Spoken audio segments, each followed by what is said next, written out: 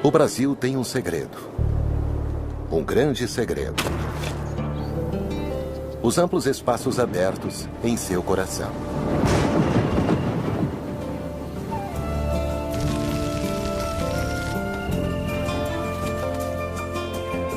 O país é mais conhecido por suas florestas tropicais na Amazônia. Embora menos conhecidas, as planícies centrais são o lar de alguns dos mais extraordinários animais da Terra.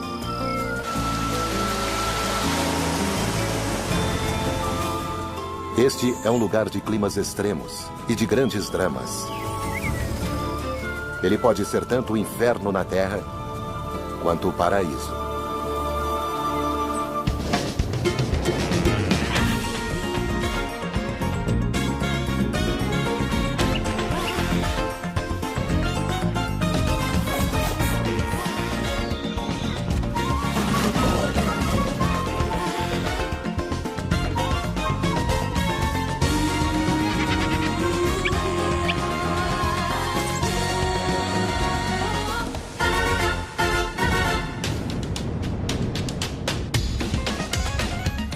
Brasil Selvagem.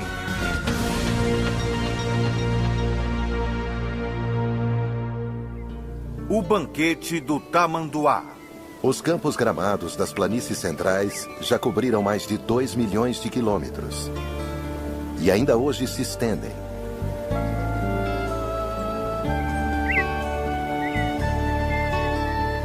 Isso torna esta região do Brasil 10 vezes o tamanho do Serengeti. E os animais que vivem aqui não podiam ser mais estranhos.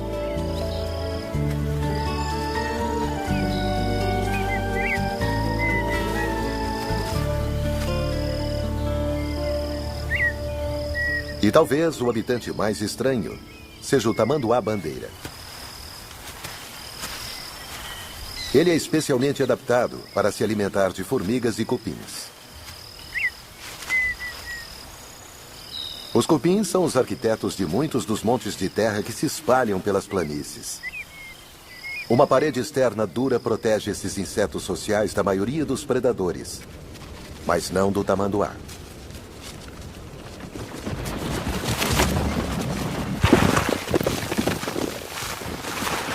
Ele tem pernas dianteiras fortes, dotadas de garras enormes. Nenhum cupinzeiro é capaz de resistir a esse massacre selvagem.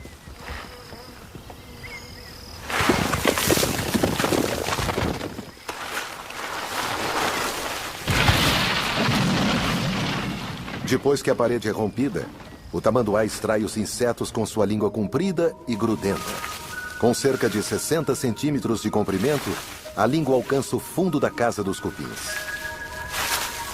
Cada tentativa apreende vários insetos. O tamanduá precisa comer cerca de 30 mil cupins por dia. Mas ele só fica em cada cupinzeiro tempo suficiente para engolir pouco mais de 1000.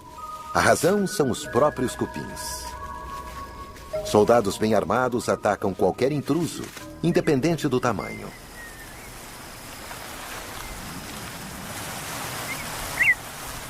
O tamanduá sabe então quando é hora de fugir, talvez apenas pelo número de cupins picando a língua dele. Os cupins se apressam para consertar os danos. Eles usam uma mistura de lama e saliva para fechar a falha em suas defesas. E eles precisam trabalhar depressa, pois tem muitos inimigos nas planícies, incluindo várias espécies de formigas.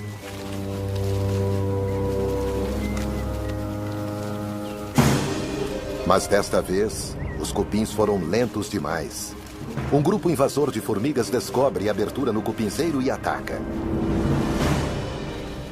As formigas estão em maior número que as defesas dos cupins.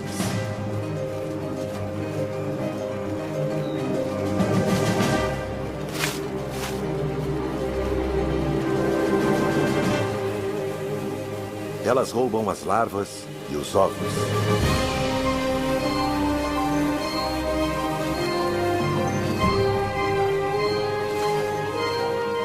Tudo parece perdido.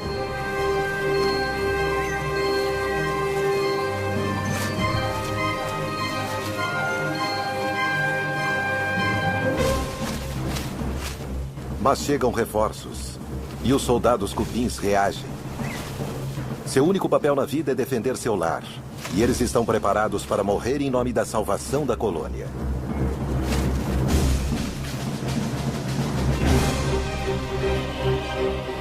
As formigas recuam.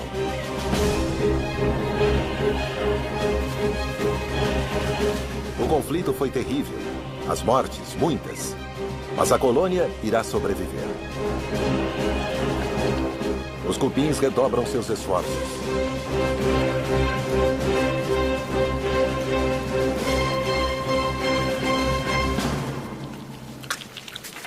E, finalmente, o cupinzeiro está intacto novamente. O tamanduá caminha mais de 5 quilômetros por dia sobre as estranhas patas com garras, apenas para satisfazer sua fome por cupins. À medida que se desloca, ele encontra outros animais bizarros das planícies.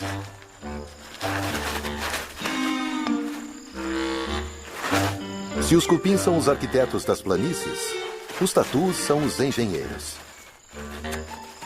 Eles estão constantemente cavando, tanto em busca de alimento quanto de abrigo. Túneis antigos não ficam vazios por muito tempo. Corujas buraqueiras logo reclamam estas residências.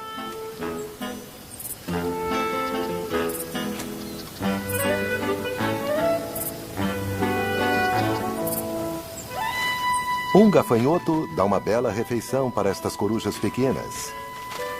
E elas dariam uma bela refeição para o lobo-guará. Ele é o maior cão selvagem da América do Sul. E mesmo assim passa a maior parte de seu tempo perseguindo insetos, assim como as corujas. Os dois assassinos de insetos ficam de olho, um no outro.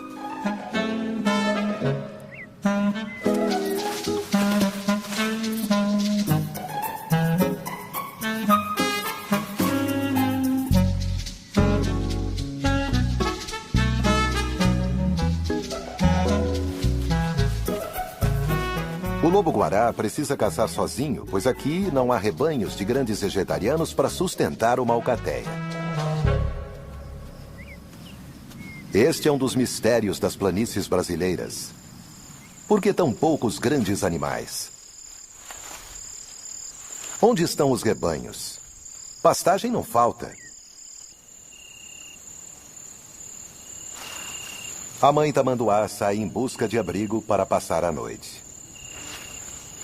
A aparência estranha desse animal não se deve apenas às suas pernas dianteiras e cabeça pontuda. A cauda é tão bizarra quanto. Mas ela tem um objetivo: agir como um cobertor e abrigar a mãe e seu filhote do frio da noite.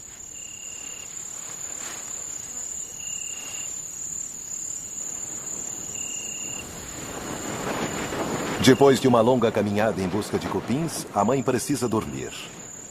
Mas o filhote não pensa bem assim. Ele quer brincar.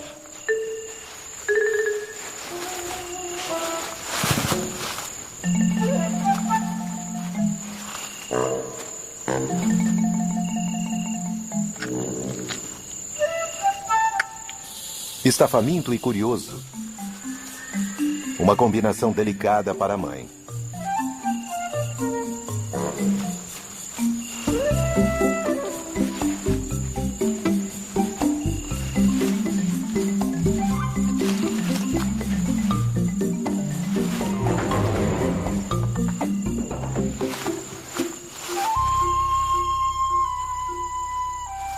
O filhote alcançou uma idade perigosa.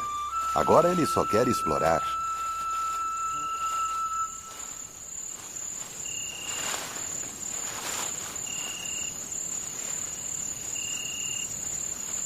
Por enquanto, ele está contente de ficar aquecido junto à mãe.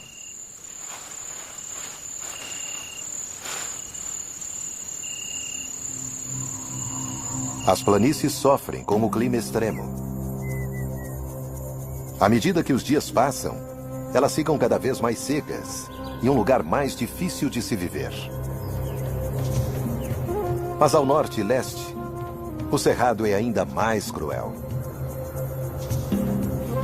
A planície gradativamente se transforma em uma paisagem estranha.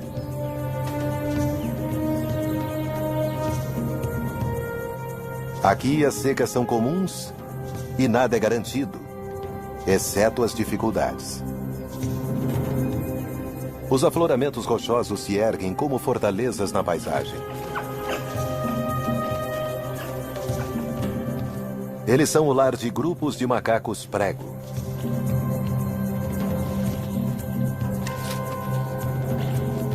Esses macacos usam sua curiosidade e inteligência para encontrar alimento, até mesmo nos locais mais improváveis.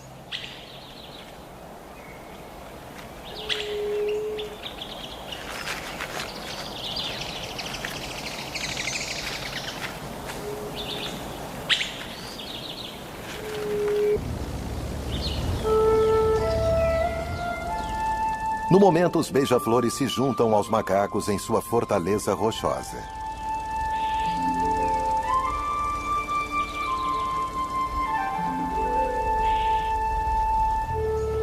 Eles brigam entre si e tomam cuidado, evitando as ferozes vespas.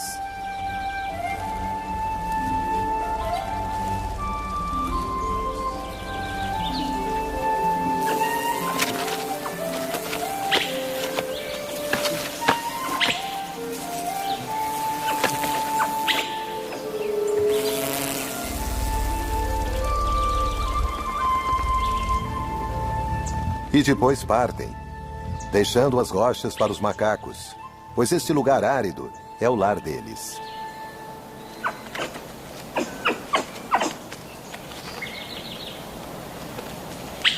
O macho alfa é o líder do grupo. Mas não é apenas um briguento. Também tem idade o bastante para saber onde comida e água podem ser encontradas nessa terra implacável.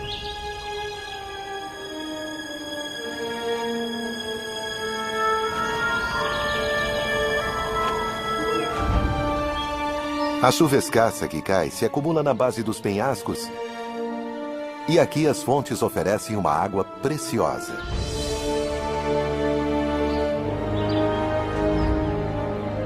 As árvores mantêm suas folhas durante a estação da seca.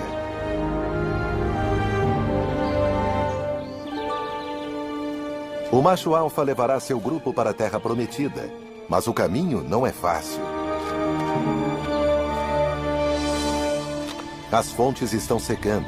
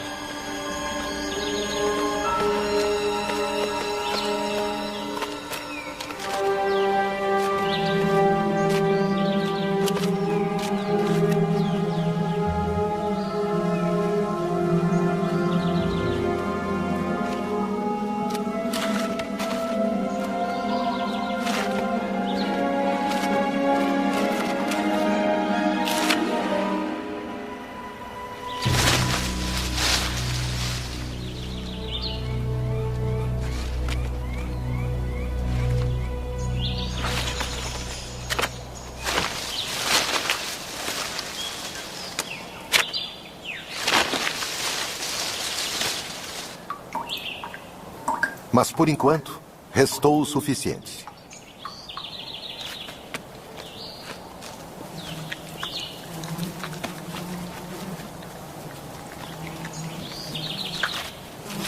Restou alimento também.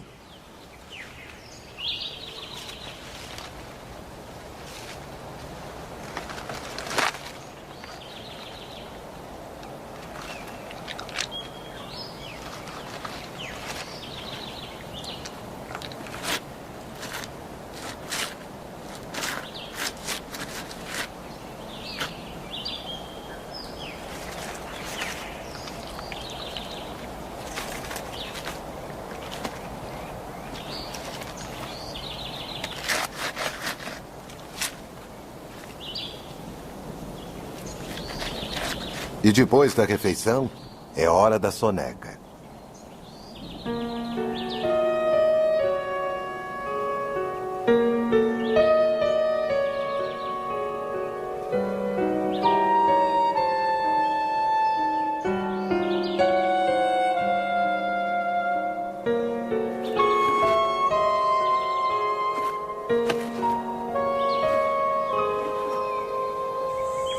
Perto dali, outros animais encontrados apenas no seco Nordeste encontram modos de conviver com os problemas dessa terra austera.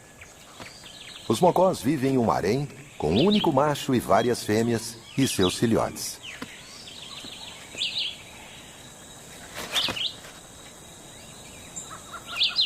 O macho vigia uma pilha de rochas e as árvores ao redor.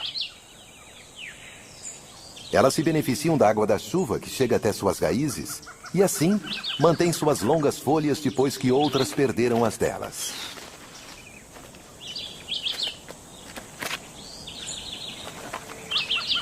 E esta é a chave para a sobrevivência dos mocós. Eles comem essas folhas o ano todo, a menos que a estação da seca se transforme em uma grande estiagem.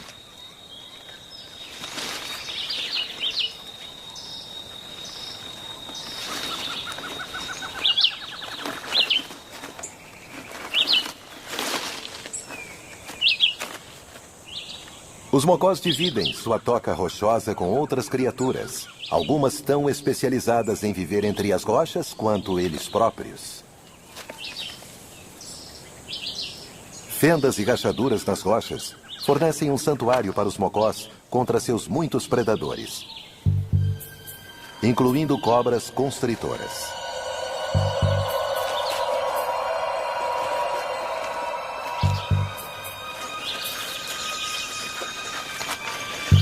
A cobra se aproxima e os mocós dão um alerta, avisando os outros mocós ao redor da pilha de rochas.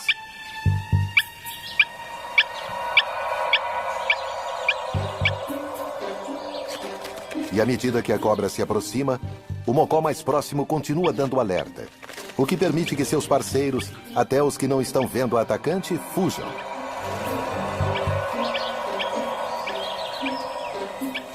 Com este avançado sistema de alerta, os mocós sobrevivem para poder comer um outro dia. Mas o alimento está ficando escasso. As chuvas agora são uma memória distante. Os macacos descascam as árvores em uma busca desesperada por insetos.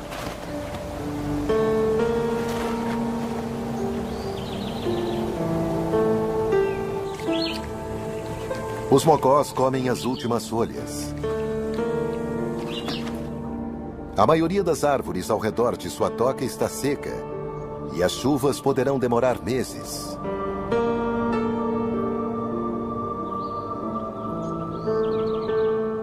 Nas planícies também a estação da seca está castigando.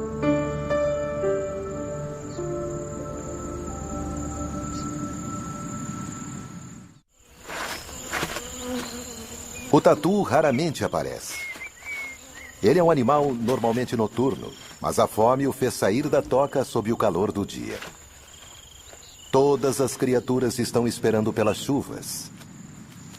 Mas por enquanto, a vida segue difícil. O tamanduá fêmea carrega seu filhote em sua busca infinita por alimento. Ela não enxerga bem, mas encontra os cupins com a ajuda de seu excelente olfato. Tanto os cupins que vivem em cupinzeiro, quanto os que vivem no subsolo.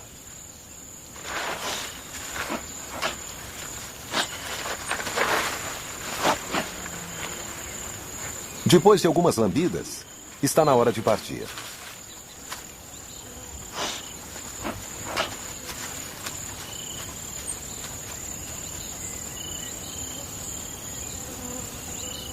Sob uma temperatura constantemente fria e escuridão perpétua, as muitas dezenas de milhares de cupins cegos cuidam de seu trabalho.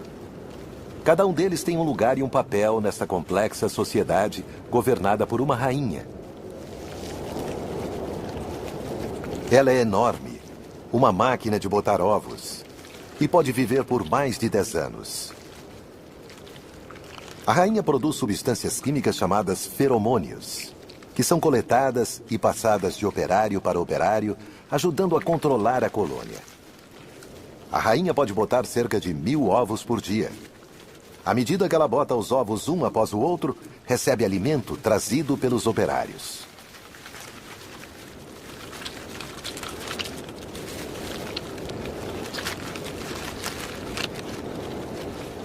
Os ovos são levados para câmaras especiais e recebem cuidados dos operários.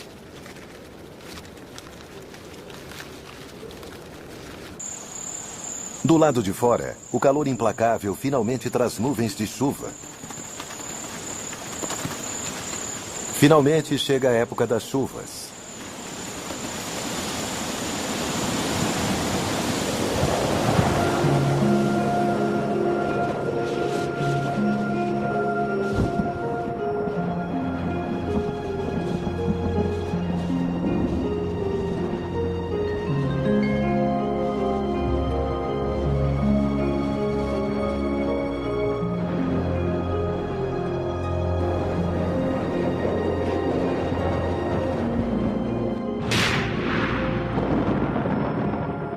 Mas em vez de água, os relâmpagos trazem fogo.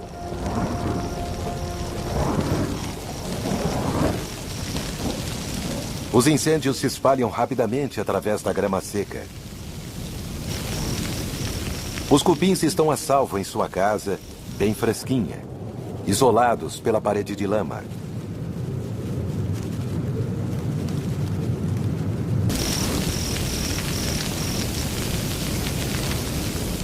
Mas outras criaturas não têm tanta sorte.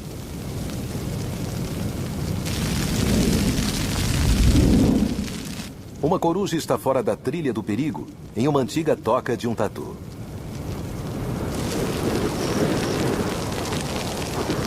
O fogo se alastra, levado pelo vento.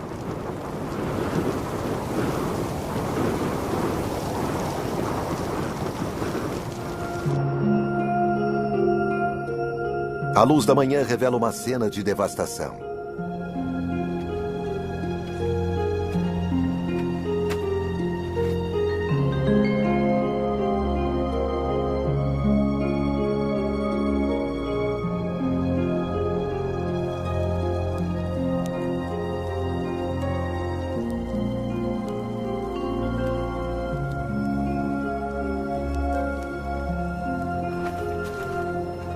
O tamanduá procura por seu filhote.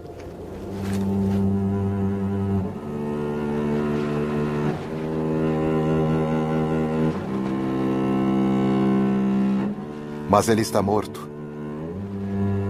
Vítima do incêndio alimentado pelo vento.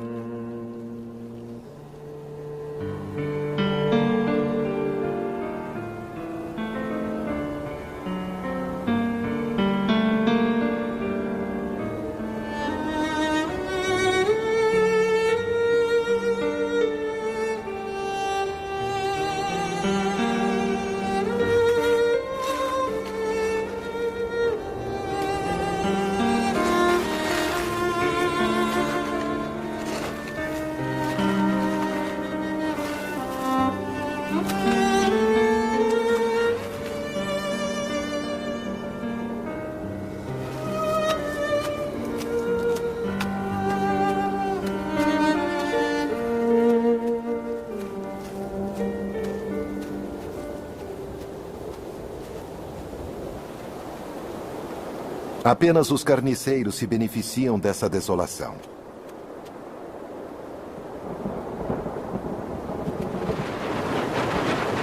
Outros relâmpagos. Mas desta vez eles trazem a chuva há tanto esperada.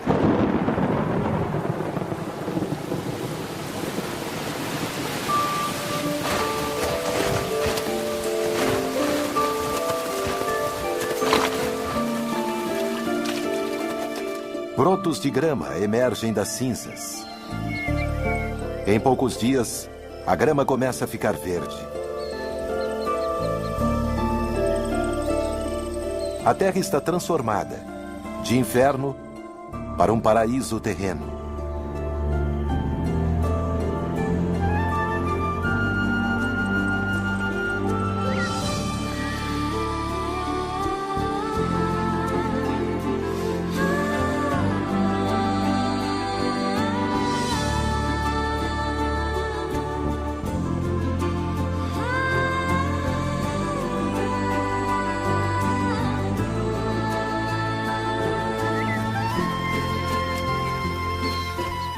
As plantas crescem rapidamente e a vegetação exuberante alimenta uma grande variedade de insetos. A terra se enche com o zumbido de asas.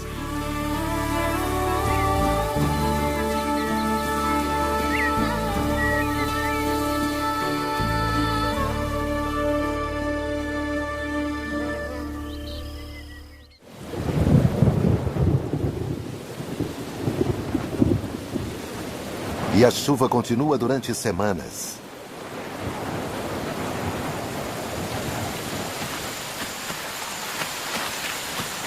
Até o paraíso fica meio encharcado.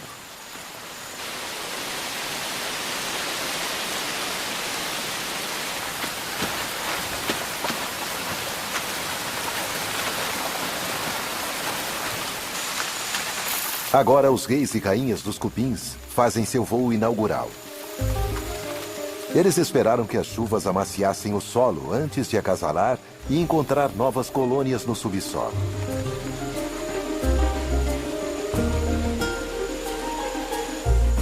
Pode haver mais de 100 cupinzeiros por hectare, e o céu se enche com milhares de cupins.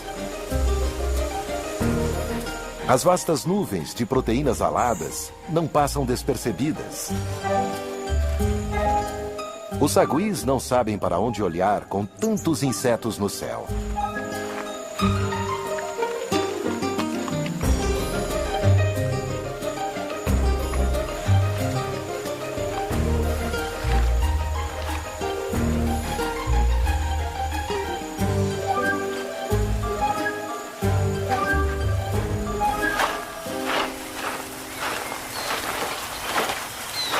Os tamanduás tiram o máximo proveito desse breve momento de abundância e se refestelam com os cupins alados.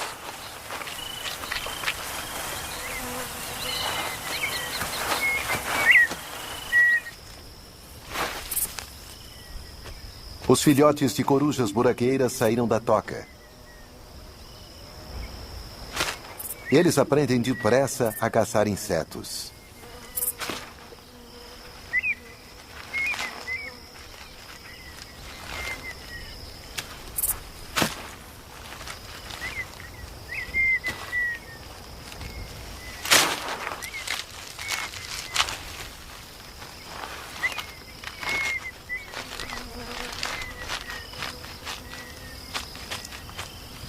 Mas um besouro é grande demais para essas jovens aves. Elas precisam descobrir mais sobre seu novo mundo, incluindo o que representa perigo. Um grande falcão representa uma ameaça, e os filhotes da coruja voltam para a segurança.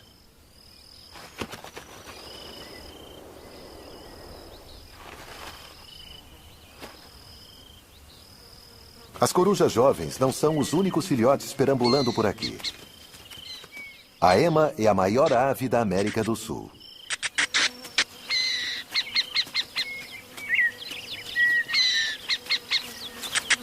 E o macho é quem fica de olho nos filhotes.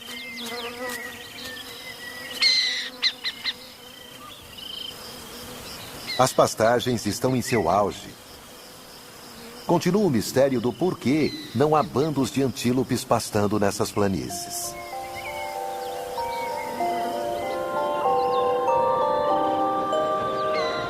Mas é nas noites úmidas da estação de chuvas que acontece um extraordinário espetáculo. Os vagalumes lotam as paredes externas das casas dos cupins.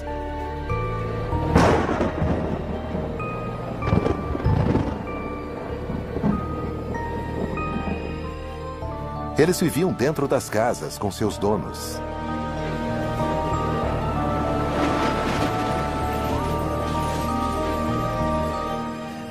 E agora as luzes deles atraem insetos que por ali passam.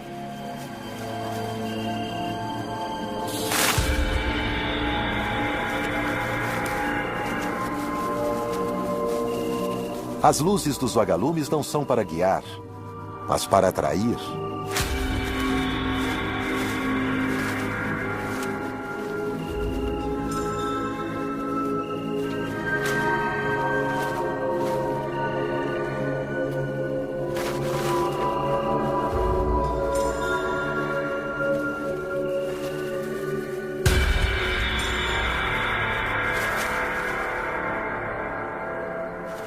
Essa exibição dura várias semanas.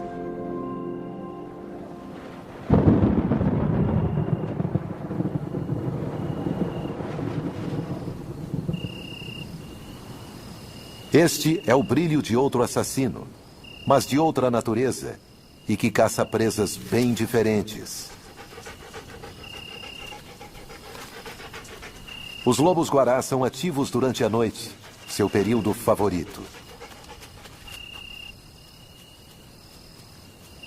O lobo sentiu cheiro de comida, mas não são insetos. É uma fruta.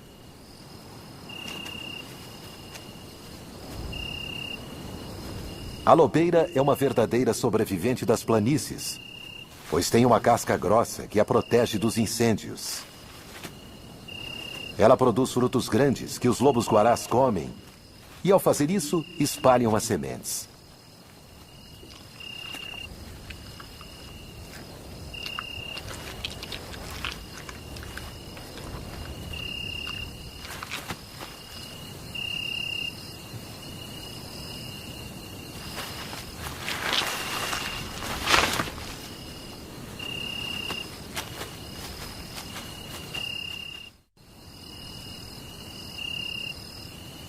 Outras criaturas também saem à noite. Criaturas que têm a resposta para o mistério das planícies, que é a falta de grandes rebanhos de herbívoros. Pode haver várias espécies diferentes de cupins vivendo em um só cupinzeiro. Todos eles são alimentados por operários que saem na escuridão da noite.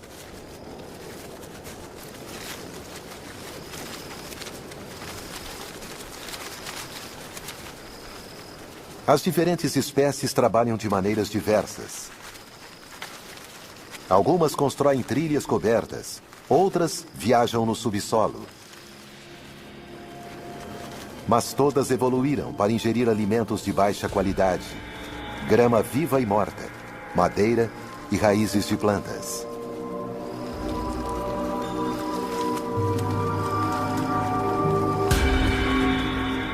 Cupins são capazes de consumir gramas com baixo valor nutricional e que não sustentariam grandes rebanhos de animais.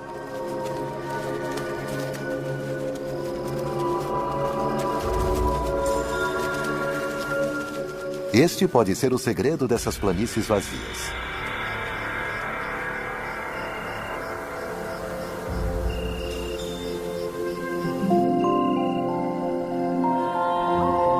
O lobo-guará retorna para alimentar seus filhotes.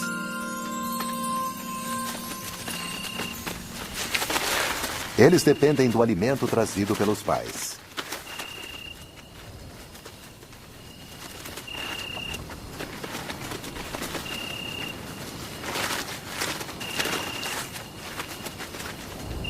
Estes filhotes só conseguirão se virar sozinhos depois de um ano.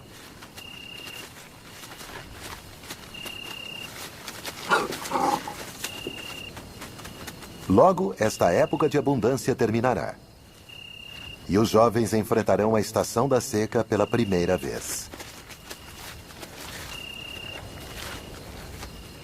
Mas por mais dura que a vida tenha se tornado aqui, nada se compara às condições do Nordeste.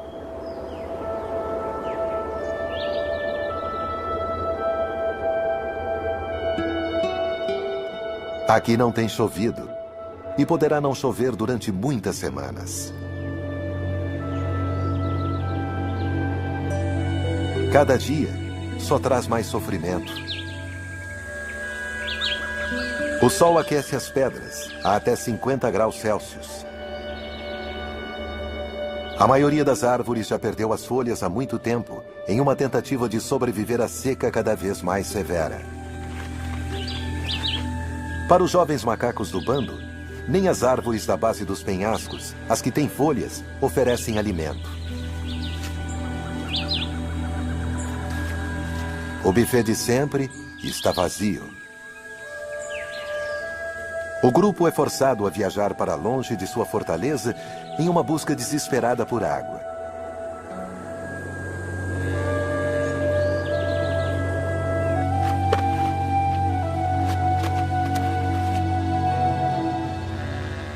Eles conhecem uma árvore que produz esses frutos estranhos.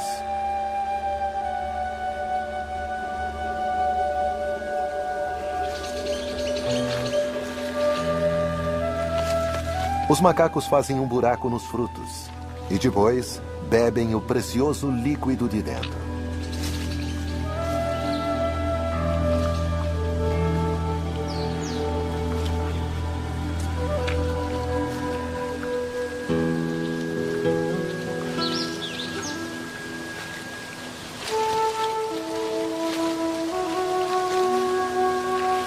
Revitalizados, eles saem em busca de alimento.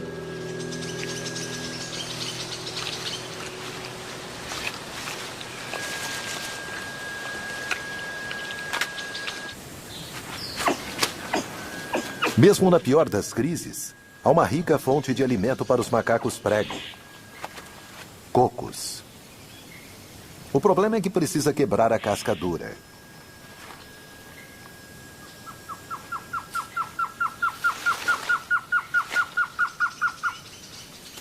Os jovens sabem os princípios, mas ainda não dominaram a técnica.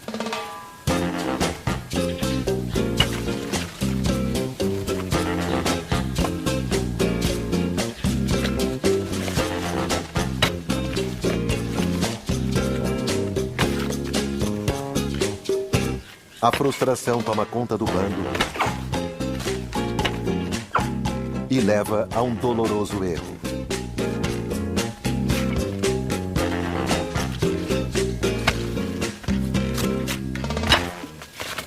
Os jovens aprendem com seus erros observando os machos adultos em serviço.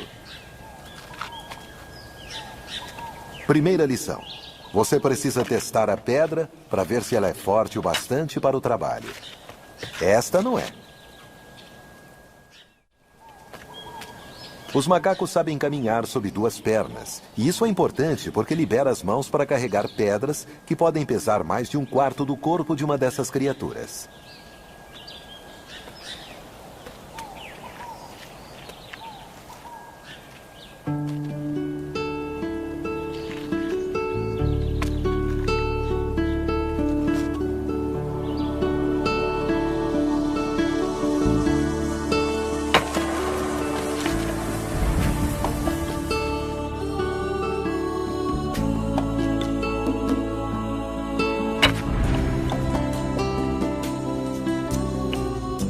Talvez sejam necessárias mais de 10 tentativas antes do coco rachar.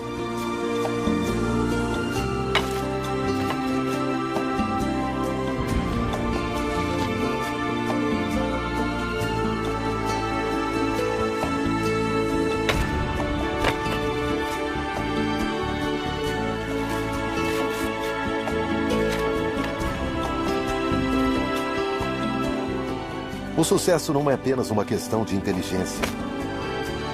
Pois quanto maior o macaco, mais pesada é a pedra que ele consegue levantar.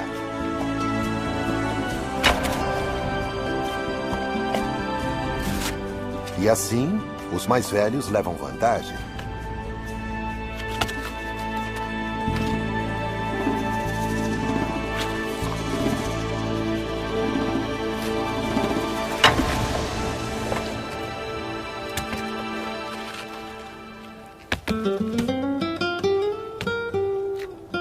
Finalmente, sucesso.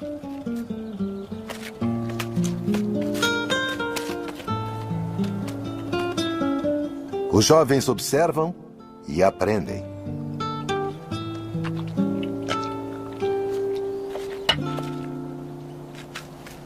Os macacos prego, com sua inteligência, encontram uma maneira de viver nesse local difícil, mesmo durante a pior das secas. E depois de muitos meses sob o calor, a terra parece completamente sem vida. As árvores lembram gravetos mortos. Os mocós estão famintos. Eles já comeram todas as folhas das árvores. Agora, estão comendo a casca.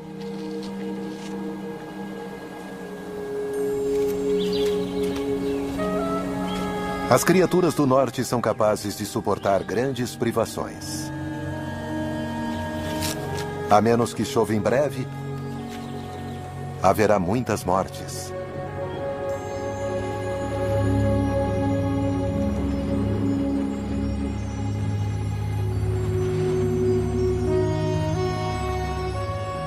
As primeiras nuvens, depois de muitos meses.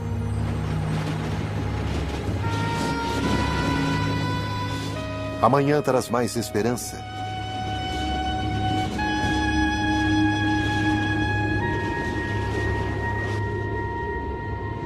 Um som que não se ouve há mais de um ano. A chuva sobre as rochas quentes.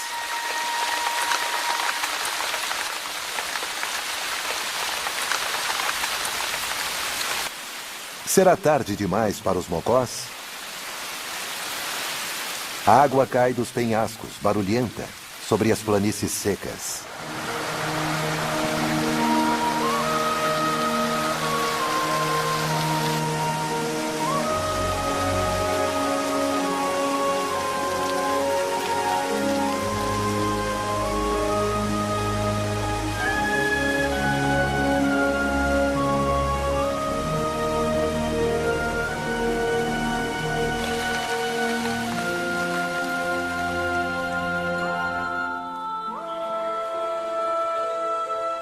Depois de alguns dias, a chuva transformará essas planícies rochosas.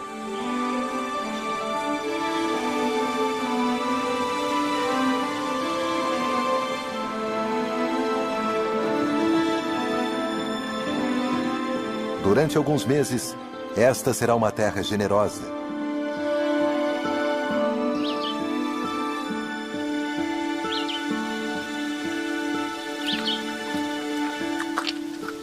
Satisfeitos, os jovens macacos agora têm tempo para brincar.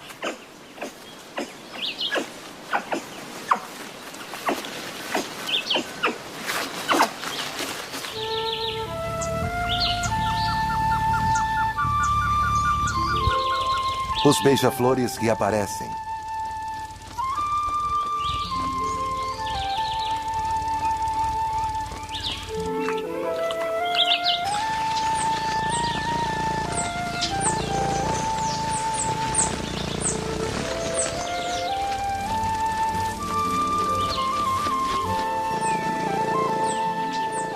Quando a estação da seca voltar, eles partirão, deixando a terra para seus verdadeiros residentes.